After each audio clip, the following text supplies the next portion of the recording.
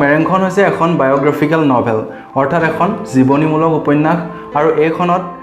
এনেকুৱা এগৰাকী মহিয়সী নাৰীৰ বিষয়ে কোৱা হৈছে যিগৰাকী ভাৰতৰ স্বাধীনতাৰ সময়ত নেফাৰ নিচিনা এডোখৰ বিপদসংকুল জেগাত গৈ জনজাতীয় মানুহখিনিৰ মাজত শিক্ষাৰ পোহৰ বিলাইছিলে আৰু এই উপন্যাসখনৰ মূল বিষয়বস্তুৱে হৈছে নাৰী শিক্ষা আৰু তাৰ লগতে পিছপৰা জনগোষ্ঠীসকলৰ শিক্ষা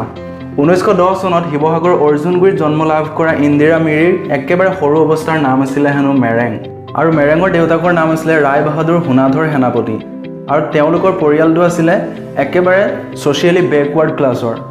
কিন্তু সোণাধৰ সেনাপতি এটা কথা বিশ্বাস কৰিছিলে যে শিক্ষাই মানুহক কেতিয়াও তল শ্ৰেণীত পেলাই নথয় আৰু শিক্ষাই কেতিয়াও মানুহৰ মাজত ডিছক্ৰিমিনেশ্যন নানে সেইটো কাৰণে তেওঁ নিজৰ জীয়েকহঁতক তেওঁ জীয়েক তিনিজনী আছিলে জীয়েকহঁতক তেওঁ শিক্ষিত কৰি তুলিব বিচাৰিছিলে গতিকে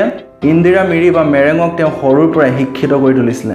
আৰু তাইক এনেকুৱাকৈ শিক্ষিত কৰি তুলিছিলে যাতে তাই বেলেগক শিক্ষা দিব পাৰে গতিকে তাইক স্কটিছ চাৰ্চ কলেজত পঢ়াইছিলে কলকাতাত আৰু তাৰ পাছতে তেওঁ BEd পঢ়িবৰ কাৰণে গৈছিলেগৈ 1945 চনত স্কটলেণ্ডৰ এডিনবৰা ইউনিভাৰ্চিটিলৈ কিন্তু ৰ'ব কথাটো ইমানো সহজ নহয়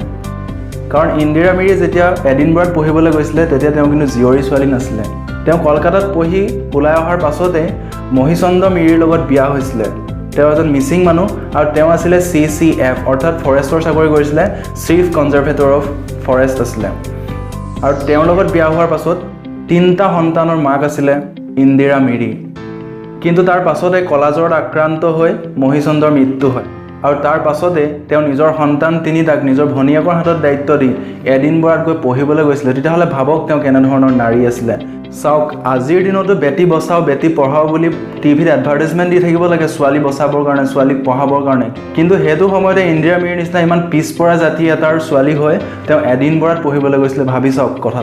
আৰু তাৰ পাছতে উচ্চ শিক্ষিতা ইন্দিৰা মিৰিয়ে কি কৰিলে জানেনে তেওঁ শিক্ষকতা আৰম্ভ কৰি দিলে আৰু সেইকাৰণে তেওঁৰ অৰ্হতালৈ লক্ষ্য ৰাখি ভাৰত চৰকাৰে তেওঁক নেফাত শিক্ষা প্ৰদানৰ কাৰণে তেওঁক চিলেক্ট কৰিলে আৰু তেওঁৰ তলত বহুখিনি শিক্ষকৰ এটা গ্ৰুপ হদিয়া পাৰ হৈ সেইফালে নেফালে পঠিয়াই দিলে নেফা মানে হৈছে নৰ্থ ইষ্ট ফ্ৰণ্টিয়াৰ এজেঞ্চি অৰ্থাৎ আপোনালোকে মেপখন চাই লওক এতিয়া অৰুণাচলৰ ভিতৰত পৰে যিটো অংশ সেইটো সময়ত নেফাৰ অৱস্থা একেবাৰে বেয়া মানে একেবাৰে পিছপৰা কিছুমান জনজাতীয় মানুহ তাত বাস কৰে এনেকুৱা আৰু তেওঁলোকো আছিলে একেবাৰে পিছপৰা শিক্ষা দীক্ষাৰ পোহৰ তাত একেবাৰে পৰা নাই আৰু তাৰোপৰি তাত যাতায়াতৰ ব্যৱস্থা একেবাৰে সুচল নহয় মানুহ অহা যোৱা কৰিবলৈ একেবাৰে তাত ব্যৱস্থা নাই কিন্তু তাতো গৈ ইন্দিৰা মিৰিয়ে তেওঁলোকৰ শিক্ষকৰ দলটোৱে গৈ তাত মানুহৰ মাজত শিক্ষাৰ পোহৰ বিলাইছিলে তেওঁলোক ঘূৰি ফুৰিছিলে হয়তো কেতিয়াবা হাতী পিঠিত হয়তো কেতিয়াবা নাৱত হয়তো কেতিয়াবা ঘোঁৰা লৈ তেনেকৈ তেওঁলোকে অশেষ কষ্টৰে সেই পিছপৰা জনজাতিসকলৰ মাজত শিক্ষাৰ পোহৰ বিলালেগে আৰু সেইটো সময়ত অসমীয়াকে শিক্ষাৰ মাধ্যম হিচাপে তাত লোৱা হৈছিলে তথাপিও ইন্দিৰা মিৰিহঁতে সেই জনজাতীয় মানুহখিনিৰ ওপৰত অসমীয়া ভাষা কিন্তু জাপি দিয়া নাছিলে স্বতঃস্ফূৰ্তভাৱে সেই মানুহখিনিয়ে এওঁলোকে সহায় কৰিবলৈ যোৱাৰ কাৰণে তেওঁলোকৰ অসমীয়া ভাষাটোকে মানে স্বতঃস্ফূৰ্তভাৱে তেওঁলোকে আঁকোৱালি লৈছিলে আৰু এইটো কথা জানি সঁচাকৈ ভাল লাগে যে মানুহখিনি যদিও পিছপৰা শ্ৰেণীৰ মানুহ তথাপিও তেওঁলোকে যে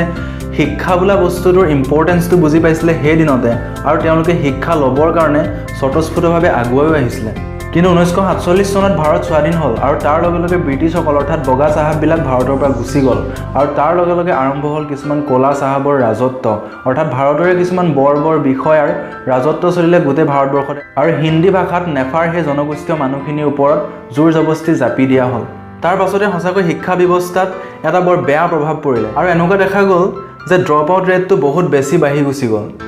স্কুলৰ প্ৰতি মানুহৰ অনীহা জাগিলে স্কুলৰ প্ৰতি মানুহে একেবাৰে আকৰ্ষণ অনুভৱ কৰিবলৈ বাদ দিলে আৰু স্কুল যাবলৈকে বহুত মানুহে এৰি পেলালে আৰু তাৰ লগে লগে ইন্দিৰা মিৰিৰ লগত যোৱা প্ৰায়খিনি শিক্ষকে চাকৰিৰ পৰা ইস্তফা দি দিলে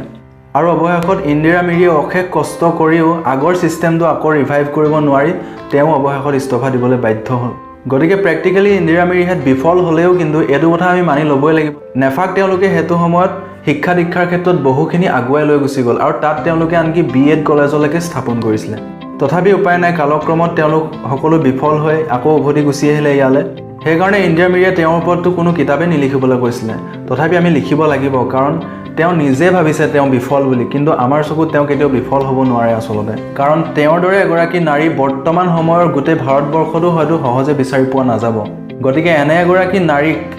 মুখ্য চৰিত্ৰ হিচাপে লৈ এখন উপন্যাস লিখাৰ হয়তো প্ৰয়োজনীয়তা অনুভৱ কৰিলে আমাৰ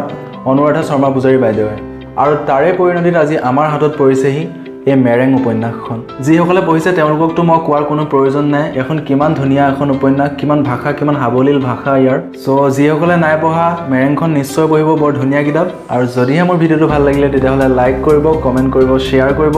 আৰু যদিহে মোৰ চেনেলটো নতুনকৈ আহিছে তেতিয়াহ'লে ছাবস্ক্ৰাইব কৰিবলৈ নাপাহৰিব, কাৰণ এনেধৰণৰ জানিবলগীয়া বুজিবলগীয়া টপিক লৈ মই সদায় আহি থাকিম। আজিলৈ ইমানেই, বাই বাই।